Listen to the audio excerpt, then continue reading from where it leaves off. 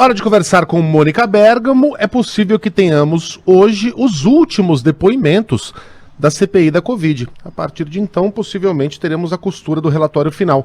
E é possível também que tenhamos meio que um anticlímax, porque o depoimento envolve um advogado que não estará lá no papel de advogado, mas sim de ex-paciente da Prevent Senior, e um ex-médico da operadora. Só que esse ex-médico, que ajudou, inclusive, a costurar a denúncia contra a Prevent Senior, conseguiu o direito de ficar calado durante algumas perguntas no depoimento de hoje. A Mônica vai explicar pra gente por que, Mônica, não interessaria a ele falar o máximo possível, já que ele é um dos acusadores contra a Prevent? Bom dia pra você. Bom dia a todos. Pois é, o médico, né, o Walter Corrêa de Souza Neto, ele foi ao Supremo para tentar garantir o direito de ficar em silêncio na CPI, mas o ministro Gilmar Mendes, numa decisão de fim da noite ali, atendeu apenas parcialmente esse pedido. O Megali, o que decidiu o magistrado? Ele decidiu, disse que o doutor Walter tem assegurado o direito de não responder a perguntas que possam, aspas, por qualquer forma incriminá-lo ou ofender o sigilo médico, ou seja, se ele receitou hidroxicloroquina para o João, para a Maria, para o Luciano, para a mãe do Luciano, ele não pode revelar se ele não quiser. Por um outro lado, ele não pode faltar com a verdade. Então, quer dizer, é um silêncio parcial, silêncio apenas em questões que ele possa entender que possam incriminá-los. Ele não pode falar com a verdade ou omitir a verdade em todas as outras questões. Não pode sofrer constrangimento, físico ou moral, ameaça de prisão ou processo, etc, etc. Mas o ministro Gilmar Mendes decidiu que ele vai ter que falar sobre outras questões que não o incriminem ou que sejam assuntos gerais, né? Foi como aconteceu com o Pazuello, você lembra, né? O Pazuello conseguiu o direito de ficar em silêncio em coisas que pudessem incriminá-lo, mas acabou respondendo um monte de perguntas. Agora, por que o médico pediu esse silêncio, né? Se eles estão fazendo o maior alarde possível, muitas denúncias, repetidas denúncias, foi a televisão fazer denúncias, né? Uma das grandes questões, Megali, é o fato de que o médico supostamente tem autonomia para prescrever medicações, né? E ele prescreveu as medicações que são desacreditadas hoje pela ciência, né? Se eventualmente ele tiver prescrito conscientemente, eu falei com especialistas que me falaram isso, quer dizer, se ele tiver prescrito conscientemente uma medicação que não tem respaldo científico, ele estaria assumindo o risco de produzir um resultado danoso para o paciente, e aí ele poderá ser futuramente considerado corresponsável, ele o hospital, ele e quem orientou essa prescrição. Bom, a gente sabe que todos os pacientes, né, Megali, que procuravam a Prevent para se tratar de Covid, recebiam o tal kit Covid. Eu tenho até a receita de um familiar que se tratou lá, saiu bem, gostou do tratamento, mas ele tem até hoje a receitinha lá do kit Covid, ivermectina, azitromicina, hidroxicloroquina, um monte de vitaminas e tal.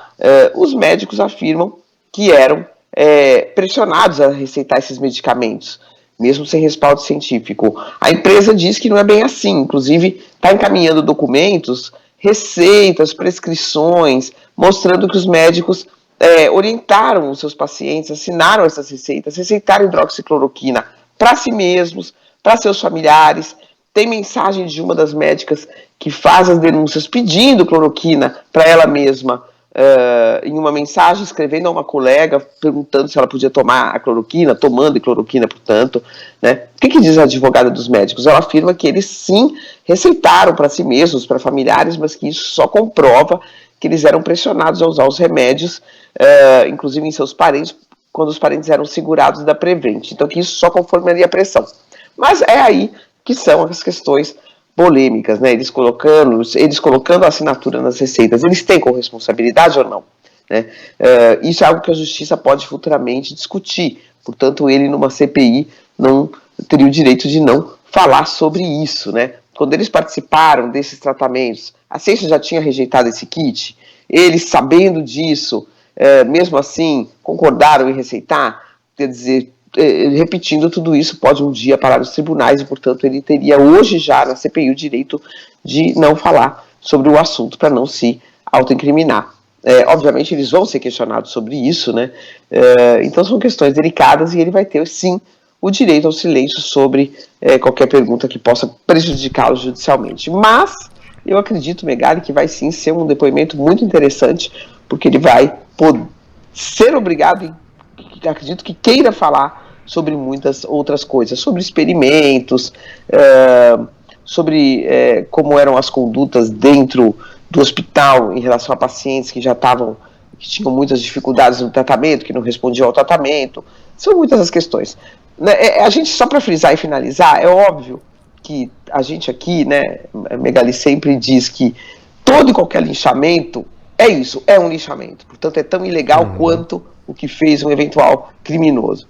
Então, é preciso evitar linchamento e dar o direito de defesa à empresa, mas é óbvio que uma empresa dessas dimensões, né, com essa responsabilidade de tratar de pessoas mais idosas, tem sim que esclarecer muito bem os fatos e tem que sim que passar por um escrutínio se há algum tipo de dúvida na sua conduta, porque é muita responsabilidade, né, e portanto é isso que nós estamos vendo. Esperamos que a CPI faça os questionamentos e dê o tratamento adequado às informações, sem linchamentos, mas também sem qualquer tipo de passada de pano, vamos dizer assim. Claro.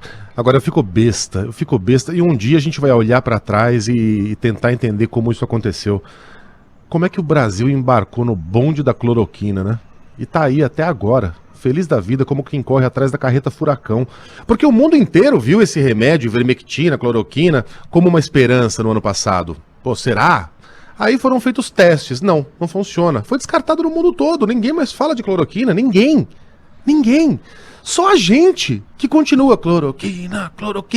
Nosso presidente vendendo esse troço nas lives. Até hoje na ONU. Agora a gente é motivo de piada por causa disso, Mônica. Pode? Posso já levantar um assunto aqui importante que a gente vai ter que abordar proximamente? Existe já um verdadeiro tratamento precoce aprovado pela Anvisa. Outro dia o Dr. Esper Calaz escreveu na Folha sobre isso, que são os anticorpos monoclonais. Quatro marcas diferentes já conseguiram seu registro definitivo. Por que nós não estamos comprando anticorpos monoclonais que realmente funcionam para pacientes que chegam no hospital? Né? Então a pergunta do Dr. Esper Calaz, que eu repito aqui, era: quando de fato nós vamos adotar o tratamento preventivo, o tratamento precoce? Eu não sei qual foi a palavra exata que ele usou agora, mas é isso. Por que não estamos já usando tratamentos aprovados pela Anvisa? É caro? O que é mais caro? Dar esse tratamento para os pacientes que têm comprovação que está aprovado pela Anvisa, ou gastar milhões numa UTI? Ou, muito pior do que isso, deixar a pessoa morrer? Né? Então já tem o tratamento precoce, então não fala porque não quer, né? Quer ficar na martelo da cloroquina, lá na UOM e tudo mais. Sabe que tem agora uma preocupação muito grande com relação às responsabilidades, talvez legais e até criminais sobre esses termos, né? O que a gente percebe são esses grupos de pessoas que defendem esse tipo de tratamento, agora adotando nomenclaturas, assim, muito ensaiadas, e que eles fazem questão de explicar o que são essas nomenclaturas. Por exemplo, o tratamento precoce, que a gente ouvia tanto antes, ele não está sendo mais usado, esse termo, né, por essas pessoas. O que elas falam? Tratamento preventivo ou tratamento inicial. Viu, Mônica? Eu venho reparando isso, né, nas manifestações públicas de algumas pessoas nos últimos tempos, e me chamou bastante a atenção no dia do depoimento do Luciano Hang à CPI da pandemia, que ele fez questão de repetir isso muitas vezes e colocar ali uma distinção entre uma coisa e outra e não usar mais o termo tratamento precoce. Mas olha, confundindo desavisados, né, muitas vezes, porque é completamente diferente você falar de tratamento precoce de uso de hidroxicloroquina e outros medicamentos, de você falar em atendimento rápido num posto de saúde para diagnóstico antes do avanço de uma doença, percebe? Uma coisa bem diferente da outra, né? Agora, repetindo, peguei aqui o artigo do Dr. Esper Calaz na Folha, recomendo a todos, recomendo até que a gente traga ele aqui para dar entrevista. Pergunta: quando o verdadeiro tratamento precoce da Covid estará disponível aos brasileiros? Entusiastas do kit Covid deveriam defender tratamentos comprovadamente eficazes e que já existem. E ele dá, propaganda aqui. Desce um pouquinho. Baixa. Aí. Mais pra esquerda. Pro outro. Pro outro lado. Tô mostrando aqui na câmera. Aí, agora sim. Sobe um pouquinho. Aí. Quando o verdadeiro tratamento precoce da Covid estará disponível aos brasileiros. É isso aí. Porque finalmente ele existe. Finalmente ele existe. A gente já tinha tangenciado esse assunto aqui semanas atrás, mas ainda não havíamos nos debruçado. Talvez seja o momento da gente fazer isso. Mas agora o momento é outro. Porque nós ele temos um previne a tratamento... evolução de formas graves, tá? Só para saber, para as pessoas terem bem, esse tratamento que ele trata aqui previne evolução de forma grave. Ele não faz com que você não pegue. O que faz com que você não pegue, em parte, é a vacina, né? Muitas pessoas não pegam depois de vacinadas, outras pegam, evoluem razoavelmente bem. Mas o tratamento precoce é para quem já está com a doença e para não evoluir para a forma grave.